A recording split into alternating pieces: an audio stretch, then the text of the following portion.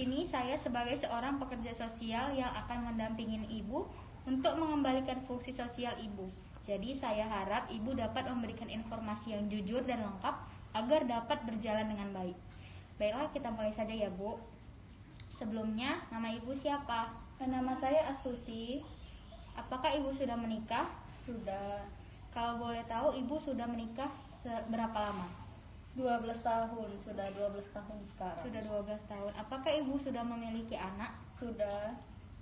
Anak saya 5, lima-limanya lelaki. Yang paling besar itu baru kelas 4 SD.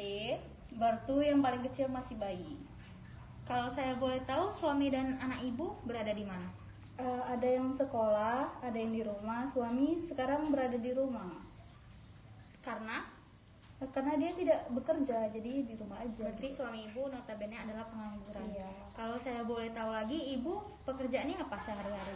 Saya ini membantu tetangga di kantin kan. Terkadang pun membantu tetangga juga nyuci, gosok, jaga anaknya. Atau misalnya ada pesanan kue, saya terima gitu. Berarti ibu sehari-hari kerjanya nggak tentu gitulah ya. Iya. Kadang ada yang buat nyuci gosok, kadang juga nggak ada. Terus Bu, kalau misalnya ibu sedang bekerja nih, anak ibu yang paling kecil sama siapa? Ada neneknya di rumah, ada juga ayahnya kan di rumah. Tapi nggak sama ayahnya juga sih. Terus suami ibu kan pengangguran, terus juga anak ibu yang paling kecil yang bayi juga jarang sama suami ibu. Terus suami ibu ngapain di rumah? Kalau saya boleh tahu. Kalau nggak di rumah nonton TV, tidur, atau enggak mancing sama kawannya, gitu-gitu aja sih. Terus gaji ibu menjaga kantin tetangga ibu ini berapa? Nggak tentu sih, kalau di kantin ini 300.000, tapi kalau misalnya penghasilan dari luar tidak tentu. Berarti kadang ada yang bisa, kadang-kadang banyak, kadang-kadang bisa cuma 300.000 itu aja. Iya benar. Berarti ibu membiayain 5 anak ibu, suami ibu, dan orang tua ibu. Iya. Kalau saya boleh tahu, orang tua ibu dua-duanya masih lengkap?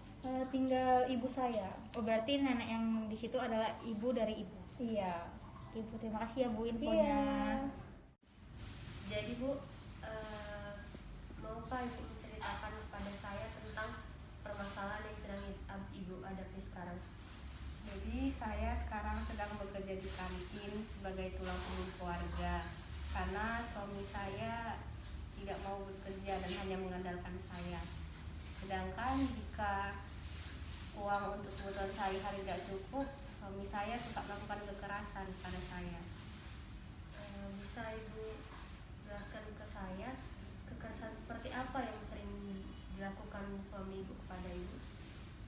Jika suami saya sedang minta uang pada saya dan saya tidak mempunyai uang pegangan lagi, dia suka memukuli saya.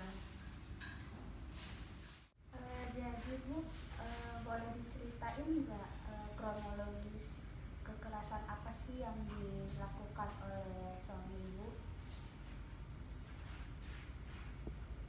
Baik Bu, kira-kira pas jualan di kantin tuh Ibu jualan apa aja Bu? Kalau di kantin, karena saya membantu tetangga, jadi yang kami jual itu biasanya kayak goreng-gorengan gitu, kayak risol, bakwan, jajanan anak-anak. Terus tuh nasi goreng, nasi uduk dalam porsi kecil yang pas-pas jajanan anak gitu. Sehari tadi dapat berapa ya Bu? Sehari kisaran dapat 300.000 gitu. Biasa uangnya dipakai untuk apa aja Bu? Uangnya dipakai untuk memenuhi kebutuhan anak saya, keluarga saya, karena kan suami saya tidak kerja, pengangguran, jadi cuma saya yang menghidupi keluarga dari hasil kerja tadi. Baik, kok gitu boleh saya tanyakan kembali nggak Bu, apa sih yang dilakukan oleh suami Ibu sampai Ibu kayak luka-luka tangannya saya lihat?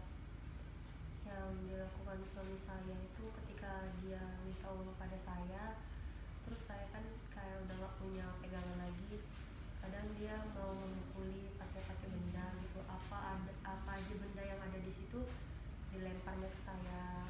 Bahkan kalau tidak ada benda, dia mau memukul pakai tangan, kayak menampar saya, memukul saya, bahkan pernah sampai menjadikan saya ke dinding gitu.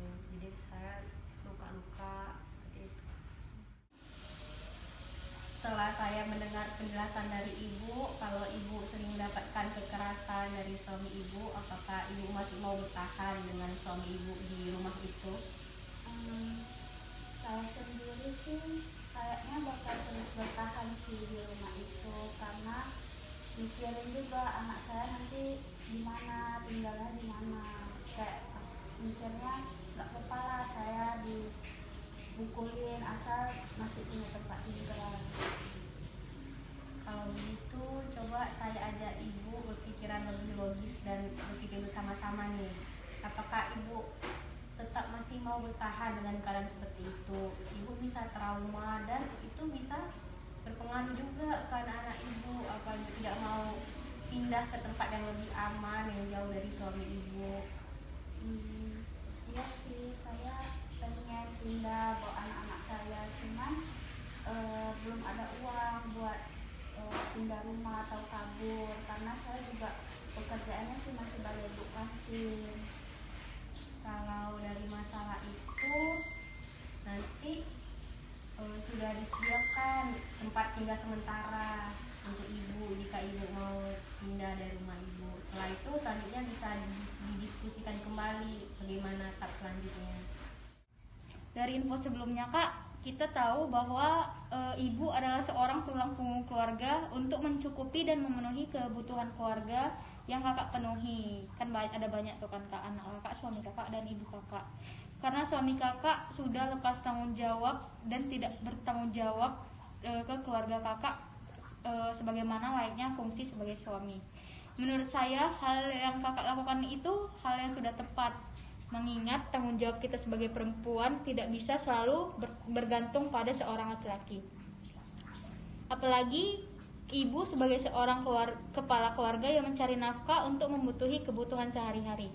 Dan menurut saya, sewaktu ibu melaporkan suami ibu terkait kekerasan dalam rumah tangga tadi merupakan hal yang sudah sewajarnya untuk ibu lakukan, mengingat suami ibu sudah sering melakukannya dan tidak jarang di depan ibu dan anak-anak kakak.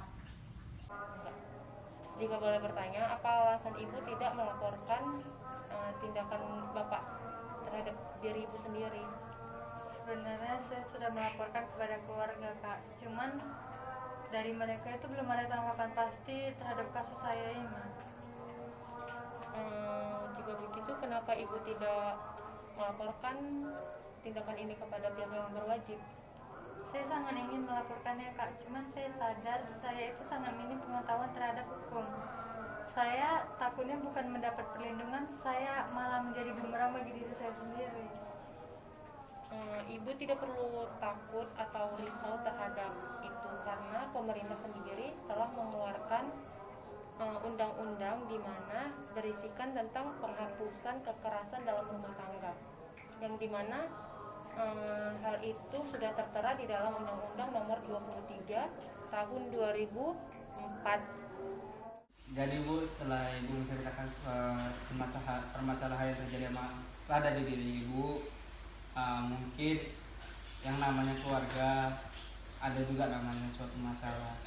Ya, saya pikir juga begitu ya, karena mungkin saya sendiri pun gagal sebagai seorang ibu dan istri, makanya suami saya bisa berkelakuan seperti itu. Tapi Bu, tidak juga Ibu menyalahkan diri sendiri. Yang namanya keluarga itu ya bersama-sama gitu, susah walaupun senang dilewati bersama-sama. Ya walaupun ada masalah, sebaiknya diselesaikan secara baik-baik, diomongi satu sama yang lain, sehingga dari omongan-omongan yang Ibu bangun komunikasi dengan suami Ibu mungkin bisa menyelesaikan suatu masalah tersebut. Ibu, setelah kekerasan yang sering dilakukan bapak kepada ibu, apakah dampak yang ibu dapatkan dari kekerasan tersebut, Bu?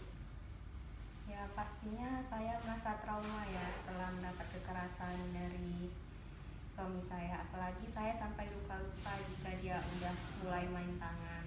Setelah itu saya merasa sedih karena anak-anak saya tidak merasakan kasih sayang sepenuhnya dari ayahnya sendiri. Ya, menurut saya setelah mendengar semua permasalahan yang ibu hadapi, menurut saya tindakan utama yang harus saya lakukan yaitu mencarikan tempat tinggal yang aman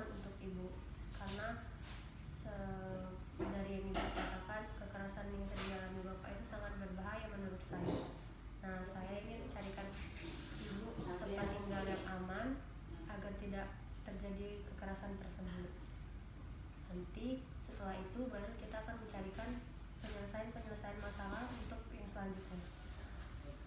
Setelah mendengarkan penjelasan dari ibu, menurut saya kekerasan yang ibu alami itu bisa berdampak buruk bagi ibu sendiri. Tapi kayaknya saya masih bisa bertahan sih demi anak-anak saya juga. Memang banyak sih korban KDRT yang bilang sama ya seperti ibu, kalau mereka masih bisa bertahan dalam kondisi ini dengan alasan mereka tidak mau memisahkan anak-anaknya dengan ayahnya atau tidak mau menodai pernikahannya. Tapi menurut faktanya, jika ibu terus-menerus mengalami kekerasan oleh suami ibu, itu bisa berdampak di mental ibu sendiri. Setelah itu anak ibu juga bisa mengalami dampak dari hal ini sendiri, dari apa yang mereka lihat dan apa yang mereka alami di rumah. Kira-kira dampaknya apa ya untuk anak saya? Mereka bisa terganggu secara mental dan psikisnya karena sudah terbiasa melihat kekerasan yang dialami oleh ibu di rumah. Jadi Bu, nanti setelah kita dapat tempat tinggal yang baru, nanti Ibu sementara tinggal di situ ya sama anak-anak Ibu, sembari kita nyelesain masalah-masalah Ibu yang lain.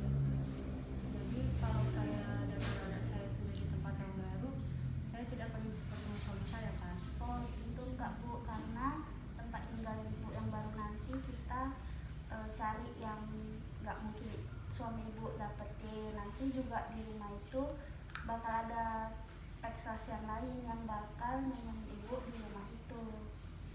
Karena saya takut nanti suami saya datang dan melakukan kekerasan lagi pada saya dan anak saya.